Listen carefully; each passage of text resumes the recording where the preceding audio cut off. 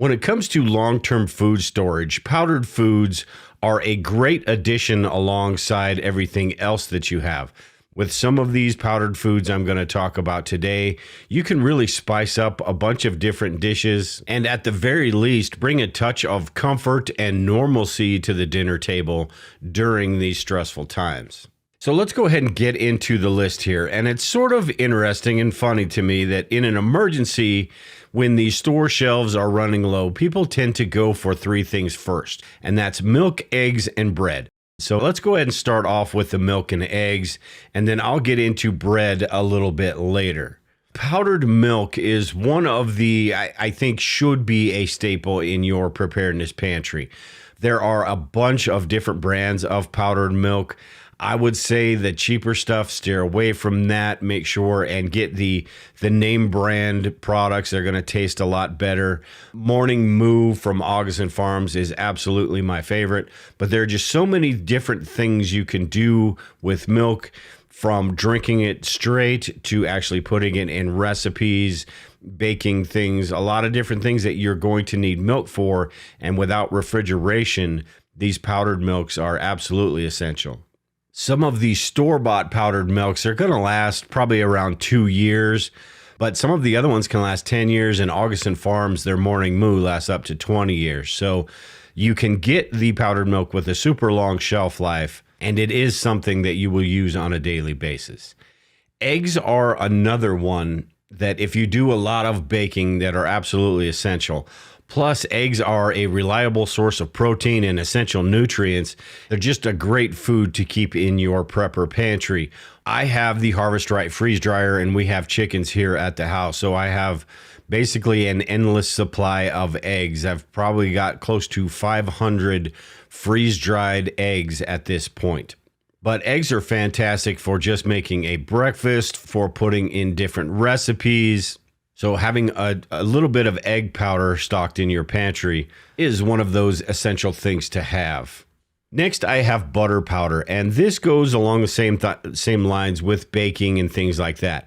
Butter powder doesn't taste bad, but it's not the same thing as store-bought butter. It's not going to melt like normal butter would, so putting it on pancakes or putting it on toast, it's not going to melt for you. It's still going to taste okay, and it's going to make something that's a little bit bland and boring taste a little better, but it doesn't melt, and I'm not a big fan of that, just that butter taste. Same reason I don't eat straight mayonnaise.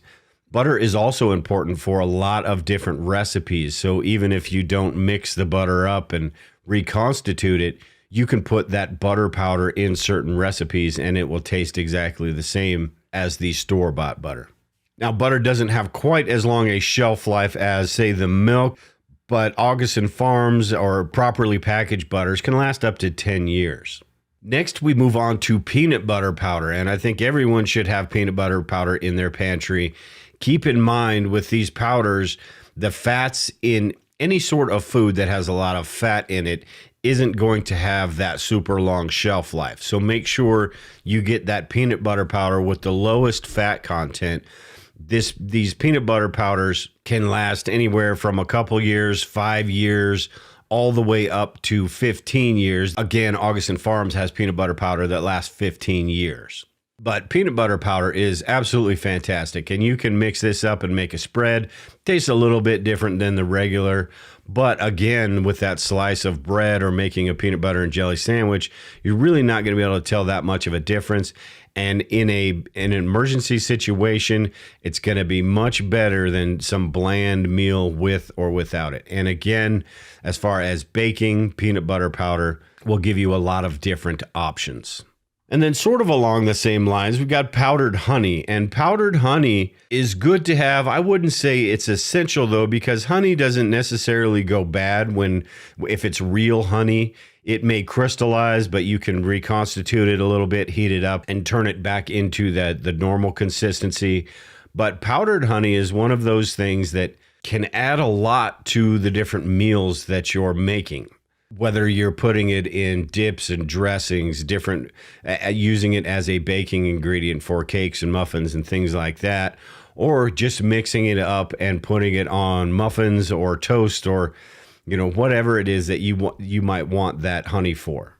And just like regular honey, powdered honey boasts an indefinite shelf life, and it's loaded with vitamins, minerals, antioxidants, vitamin B, vitamin C, calcium, just a lot of different things which are really healthy for you. So while you may not need, 30, 40 pounds of powdered honey, it's good to have some in your preparedness pantry. Okay, so I mentioned I was going to talk about bread earlier, and this is where biscuit mixes and cake mixes, things like that come in. Now, these don't have a super long shelf life. These are only good for a couple of years, and that's because of the ingredients that are incorporated in these mixes, the baking powder being the main one.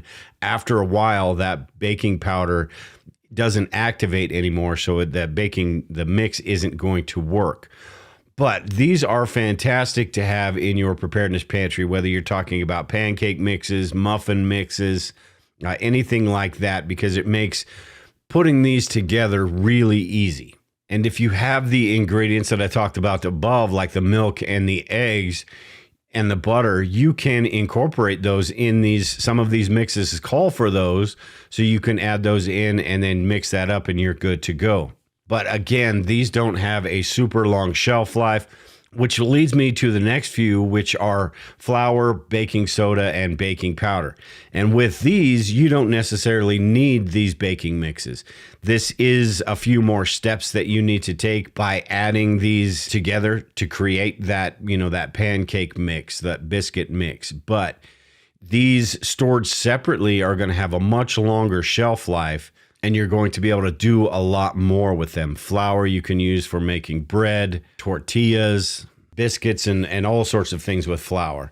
And if you keep that baking powder separate from the flour, then you don't risk that baking powder not activating when you need to. And baking soda and baking powder are pretty similar. They're both a sodium bicarbonate, but baking soda requires an acid and a liquid to become activated to help baked goods rise. It's a leavening agent. Baking powder includes the sodium bicarbonate as well as an acid, so it only needs liquid to become activated. And once baking powder expires, basically it turns into baking soda, so it can still be used. Baking soda is great in preparedness. It has a bunch of different uses.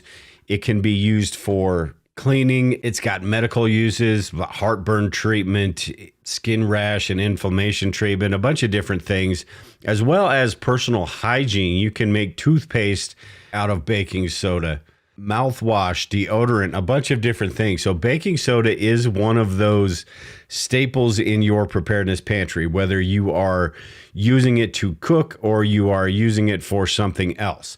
From the store, it usually has about a 3-year shelf life, but stored properly, it will last indefinitely.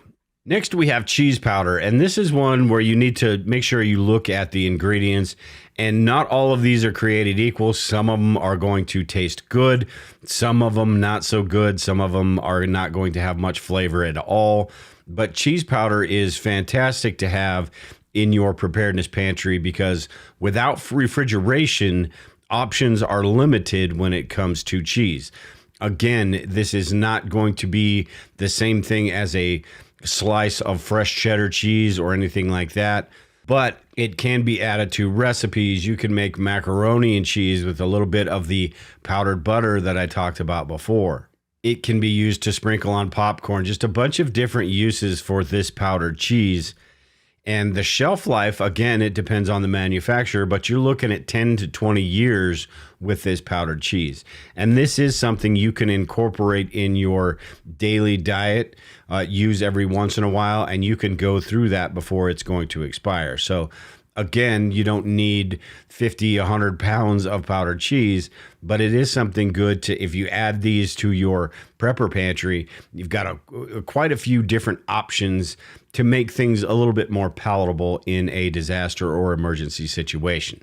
Next, we have powdered spaghetti sauce. And while the jars of spaghetti sauce that you get are going to last a couple of years, powdered spaghetti sauce, allows you to make different meals, whether you're making spaghetti or lasagna or different things that you would want to put spaghetti sauce in, even pizza if you have the ability to make pizza or calzones. But powdered spaghetti sauce would be something great to have if you're making spaghetti, or even if you just have some bread and you want to dip your bread or something else in that spaghetti sauce. It's one of those powdered foods that I think you should consider. Also, along the same lines, you've got the Alfredo powder, which is another cheese option, I suppose. Sort of you can use this on spaghetti and in other dishes. And usually children prefer the Alfredo rather than the spaghetti sauce. So it gives you yet another option when you're making these meals in a disaster or an emergency. Next, we have soup bases, chicken soup bases, even the broth cubes, things like that will help you be able to make a meal from scratch. Basically, you just put these soup bases together with a little bit of water. If you have some vegetables from the garden or even some freeze-dried vegetables, throw those in there, maybe some egg noodles, and make your own little soup. This is something that is going to taste a whole lot better than throwing some carrots and noodles in a pot of boiling water and eating it that way. You can spice these things up with the next one on my list, which is the spices and the ingredients. Now, while some of these spices aren't necessarily powder, they are essentially the same thing. Spices are really important in long-term food storage because they do offer you that variety. You can take something bland and mundane, put a little bit of salt and pepper on it, some garlic powder, things like that, and make it much, much better. And in soups, it's an absolute must. And by ingredients, I mean the spice mixes. That way you don't have to mix these together yourself. So whether you're talking about taco seasoning, you're talking about rubs to put on steaks, chicken, pork chops, and they can also be put in other recipes as well. So think about all these different spices that you use on a daily basis, and even some that you don't, and some of these mixes that are already pre-mixed that you would use. Number 16 here on the list is powdered drinks, and this could be anything from coffee, hot cocoa, to the different juice mixes, the Tang and the Kool-Aid. Anything that you can take to have that basic normal water and turn it into something that's a little bit different and adds a little bit to that meal that you're preparing. If you have children, you know exactly how important this is. I usually just drink water anyway, but there are some people that just want something a little bit different, whether that's tea, whether that's coffee, hot cocoa, juice mixes. The Kool-Aid, I'm not a big fan of because it takes 18 pounds of sugar for a gallon of Kool-Aid, but that is an option. There are a bunch of different options, and I think with these and the spices, we need to make sure we have a wide assortment of different things, because in a disaster scenario or in an emergency, the more little things that we have, the more options that we have, the better off our situation is going to be. Number 18 I have here is, again, one of these that is not necessarily a powdered food, but it is close enough that it fits into this category, and that is potato flakes. Much like making bread, potato flakes are a great filler for any sort of meal that you're making. You can make quite a bit of these. They're nice and filling, and it goes great with all sorts of different meals. You can mix some of the butter in these potato flakes and even make some gravy, which is number 19 on the list here, is the powdered gravy. Make some brown gravy, throw it on those potato flakes, and make those even better. You've also got the white gravies that you can use if you've got the biscuit mix or you've got a recipe to make biscuits. Use that white gravy to throw on some biscuits. And gravy is just one of those things that takes something and just kicks it up a notch a little bit. So it takes something that may be a little bit boring, you throw some gravy on it, and it transforms it and makes it so much better. And along with this, sort of along the same lines, is the last one I've got here, and that's powdered sour cream. With the potatoes, you could have some of this powdered sour cream, throw that on the potatoes. There are different dressings you can make with sour cream, a lot of different uses for sour cream. And again, without refrigeration, this is that option. So you've got the butter, you've got the milk, you've got the sour cream, all those staples that you usually have in your refrigerator. If you have these powdered options available, you can do some of the same things that you're doing today. It may taste a little bit different, but it's going to be much better than the alternative, which is maybe a package of long-term food storage food or opening up a can of SpaghettiOs or something like that, eating these foods just to get the calories that you need and not eating them for enjoyment. Having these different powdered foods offers a wide variety of different things that you can do. And with the sour cream, much like everything else on this list, before you go out and stockpile a whole bunch of something, make sure and do some taste tests, because some of these are going to be different than others. Some of them are going to have different ingredients. Just make sure and do a taste test. Pay attention to the ingredients. Do your research on these. And then if you do buy them or you do open them up, make sure you're storing them properly afterwards. And that's where the Mylar bags and the oxygen absorbers come in, or even the mason jars and vacuum sealing. I recently did a really good video, really detailed video on using Mylar bags, using oxygen absorbers, how to seal those, and what types of foods are going to have certain different shelf lives. If you want to check that out, you can watch that video here. But that's it for today, everyone. If you've got any ideas, I know there's probably hundreds more that could go on this list. If you have any thoughts or ideas, leave them in the comments below. If you like this video, make sure and subscribe to the channel, hit the like button. But with that, take care and prepare, everyone. We will talk to you later.